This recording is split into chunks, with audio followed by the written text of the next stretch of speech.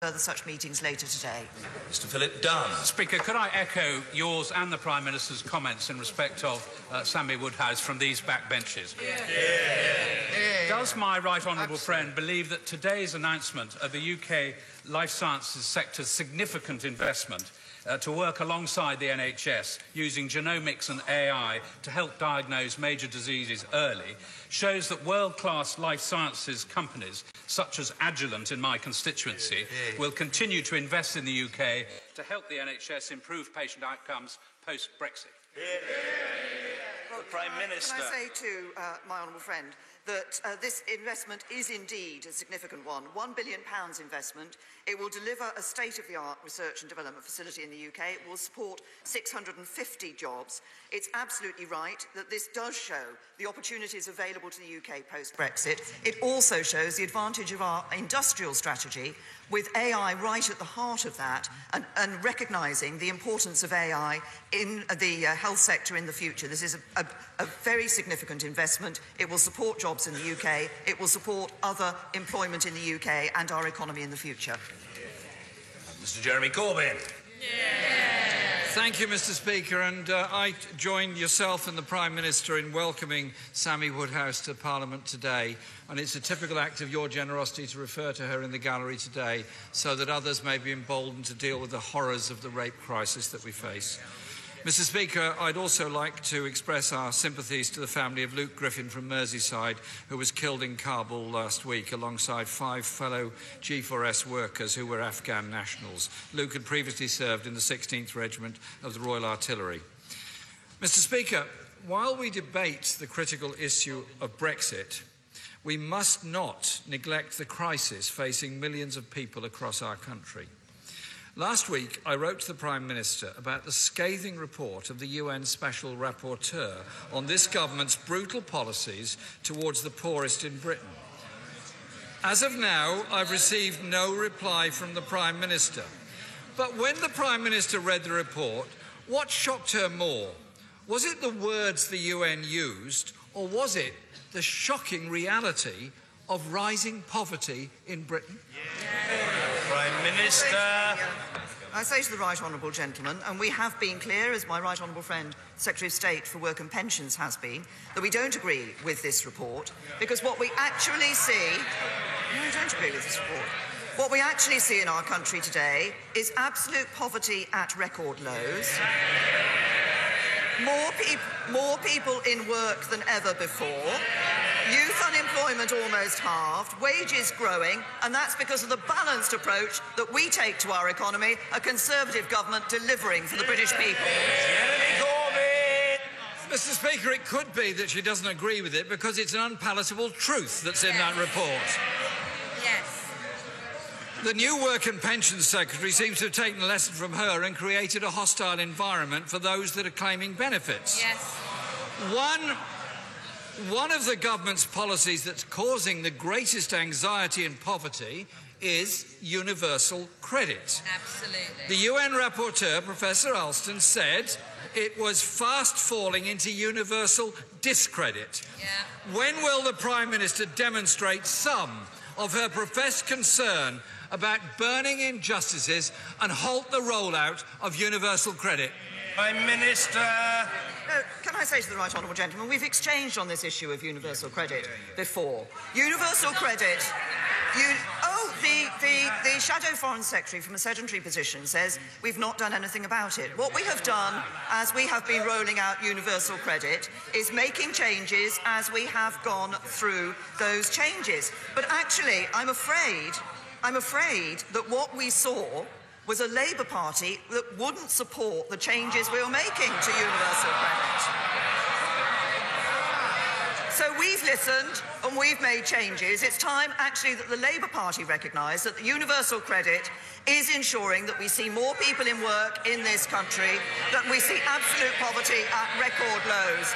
And that's it, a system that delivers for people, encourages them into work, a simpler system that's better for those people who need to use it.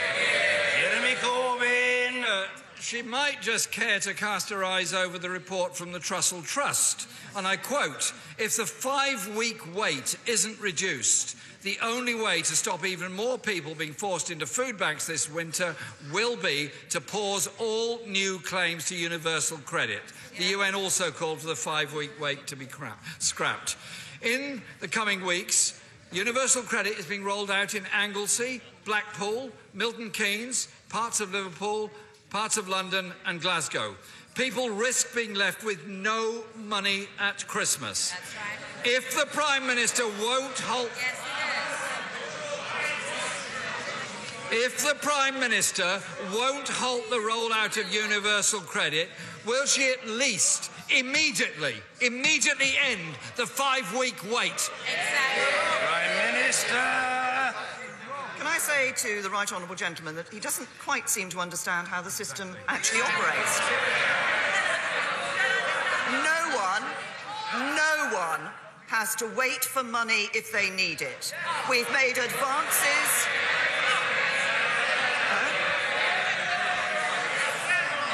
We scrapped. We're less than a third of the way through, and already there's too much noise on both sides of the House. Members must calm themselves. The questions will be heard, however long it takes, and the same is true of the replies. Please try to get used to that. The Prime Minister. No one needs to wait for their money if they need it. We have made it easier for people to get advances. We've ensured they can get 100% of their first month's payment up front. And we've already scrapped the 7-day waiting period. And as I repeat, what happened when we scrapped the 7-day waiting period? Labour voted against it. Jeremy Corbyn. Mr. Speaker, it's a loan that's offered for some people. And the Trussell Trust has pointed out that food banks... The Trussell Trust has also pointed out that food banks face record demand this December. I just gently say to her and the members behind her, food banks are not just a photo opportunity for Conservative MPs. Who themselves, all of whom supported the cuts in benefit that have led to the poverty in this country. Yesterday, the Joseph Rowntree Foundation research found, and I quote, in-work poverty was rising faster than the overall employment rate due to chronic low pay and insecure work. The United Kingdom has the weakest wage growth of all G20 nations. Living standards have fallen for the majority of people. What is so wrong with our economy that our pay growth is so much worse than each of the other nations in the G20?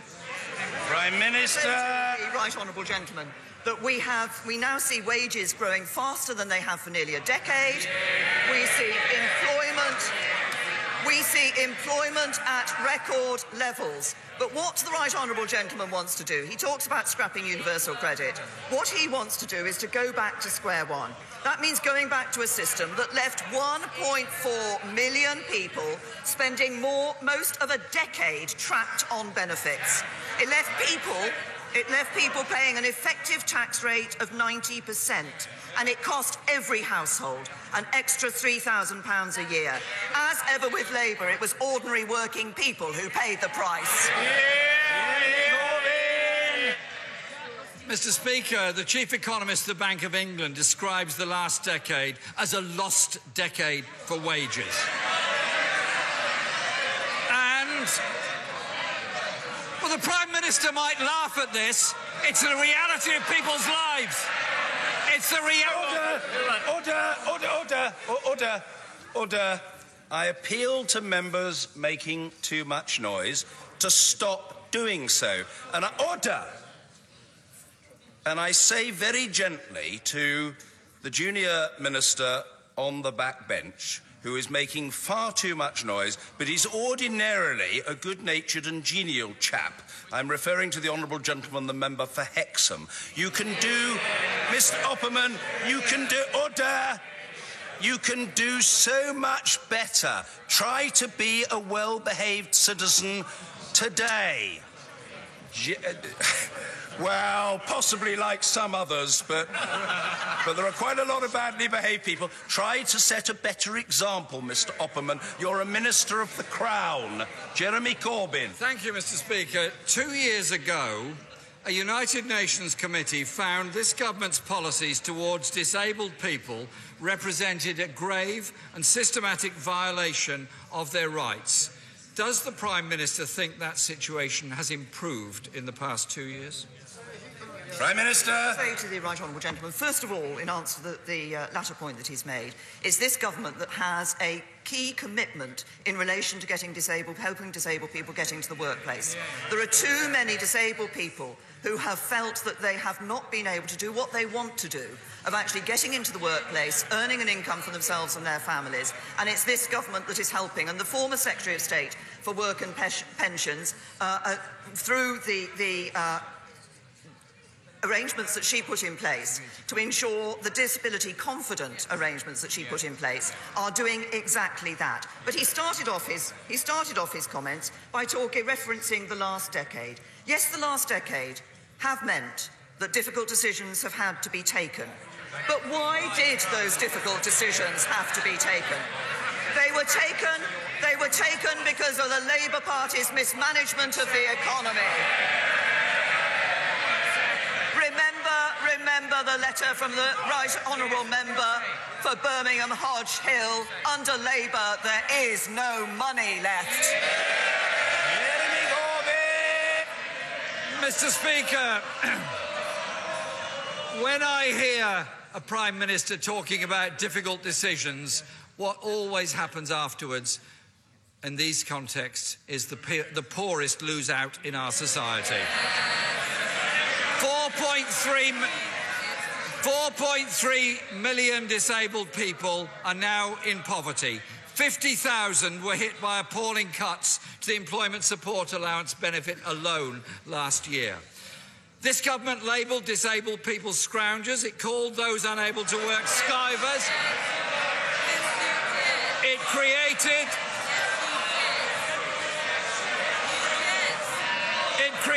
a hospital. Order. I don't need any advice from the Home Secretary. He should seek to discharge his own obligations in his office to the best of his ability. I require no advice from the Right Honourable Gentleman on the discharge of mine. Be clear about that. Jeremy Corbyn. Thank you, Mr. Speaker. This government also created a hostile environment. Mr. Speaker, this government created a hostile environment for the Windrush generation. When the UN rapporteur said British compassion for those who are suffering has been replaced by a punitive, mean-spirited and callous approach, he couldn't have summed up this contemptible government any better. Yeah. Child poverty is rising. Homelessness rising. Destitution rising. Household debt rising.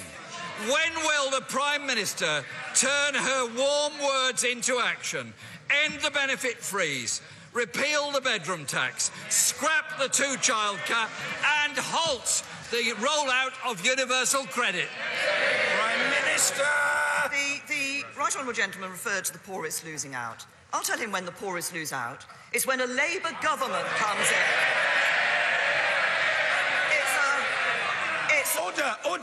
Order.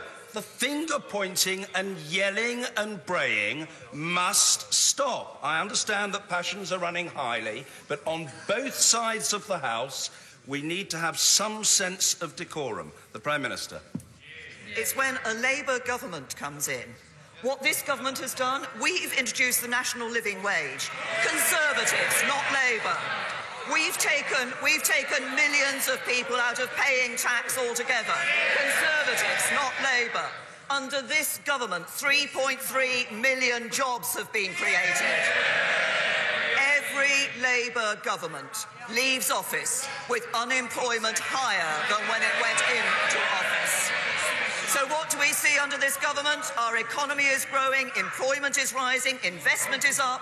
We're giving the NHS the biggest single cash boost in its history. Taxes are being cut. wages are rising. Labour would destroy all that. It's this Conservative government that's building a brighter future for our country. Helen Whately. Thank you, Mr. Speaker. As my right honourable friend knows, none of us look forward to a smear test, but it can make the difference between life and death. Worryingly, nearly a third of women are missing out on cervical screening. Can I ask my right honourable friend what steps she and her government are taking to make sure more women get tested and don't suffer the terrible consequences of picking up cancer too late?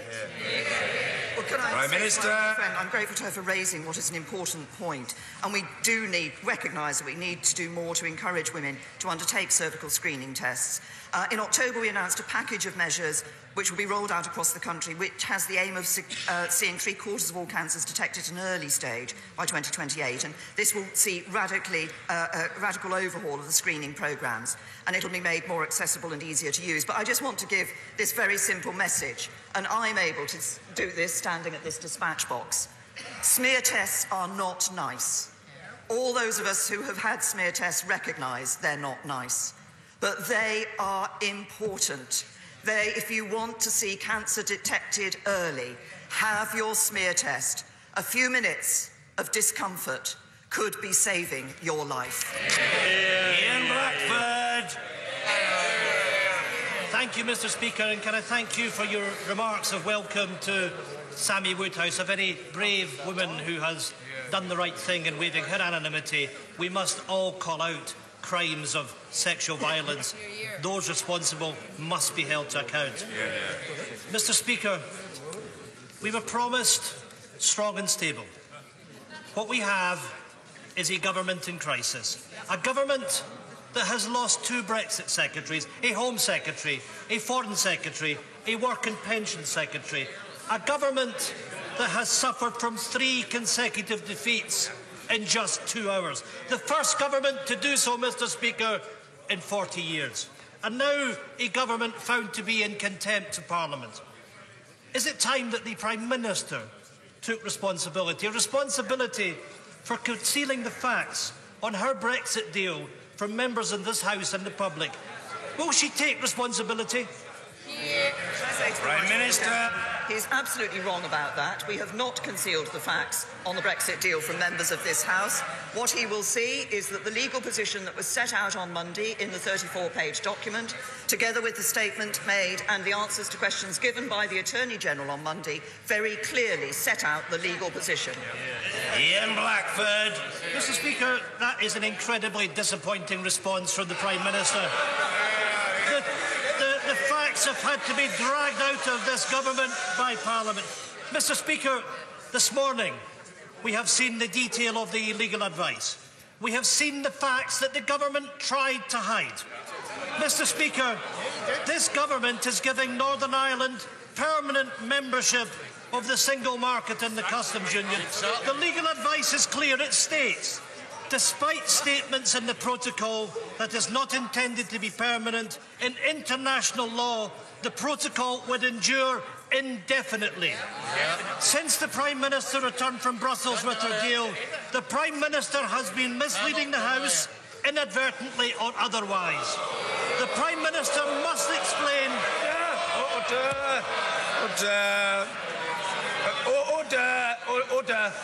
Order. There can be no suggestion of otherwise. The right honourable gentleman must make it clear that there is no suggestion that the government is misleading the House deliberately. There can be no question of that. If the right honourable gentleman wants to use the word inadvertently, which people do now and again, he can, but there must be no ambiguity on the point. And I ask the right honourable gentleman to clarify that matter and to order. No, I don't need any advice from anyone. I know exactly what I'm doing, and the right honourable gentleman must comply. Mr. Ian Blackford. Mr. Speaker, I did use the word inadvertently, and I repeat it. That since the Prime Minister has returned from Brussels with her deal, the Prime Minister has been misleading the House, perhaps inadvertently. The Prime Minister...